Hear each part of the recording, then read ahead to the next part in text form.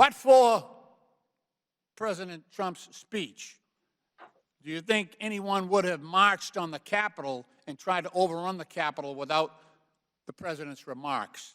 I know you've answered this question several times, but I'd like you to answer it for the committee.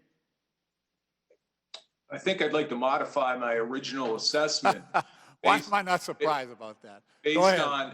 Based on, as Chief Conte said, we are getting more information by the day, by the minute about what happened. And to highlight some other observations that were made, it's clear now that there were although we're going to find out through the Department of Justice process and the legal system, it seems clear that there was some sort of conspiracy where there were organized assault elements that intended to assault the Capitol that day. So reclaiming my time, I'm just asking you the same question you've answered before.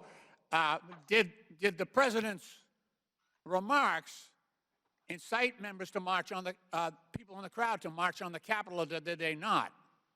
Well, he clearly offered that they should march on the Capitol. So it goes without saying that his statement resulted in that. Okay, I'm reclaiming my time. Let me just share with the committee what you have said before. This is your quote. This is your quote. Would anybody have marched on the Capitol and tried to overrun the Capitol without the president's speech? I think it's pretty much definitive that would not have happened.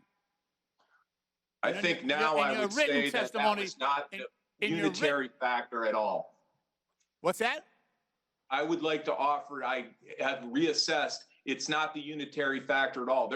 It seems clear there was an organized conspiracy with assault elements in place. In your written testimony for today, reclaiming my time again, for your written testimony for today, this morning, you stated the following about the president's quote: "I personally believe his comments encouraged the protesters that day." That was this morning. So this is a very recent reversal of your testimony. Absolutely not. That's ridiculous. You're ridiculous. Thank you for your thoughts. I also want to highlight. No, wait a minute. Reclaiming my time. Reclaiming my time.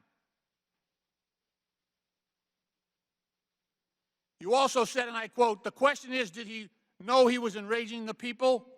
That's a different matter. And I understand your reluctance to try to portray what was in the president's mind.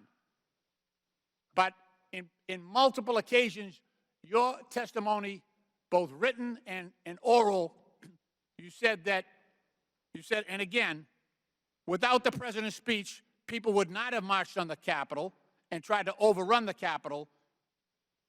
And that you wrote, this morning, I personally believe his comments encouraged the president that day. So you understand how not believable your new testimony, your new version of testimony that was apparently created between the time you wrote your testimony this morning and when you came before the committee today. There's a difference between marching on the Capitol and assaulting the Capitol. You may answer. What? Okay. There's a difference between marching on the Capitol and assaulting the Capitol. That's the delineation I'm trying to make, despite the partisan attack that I just was subjected to.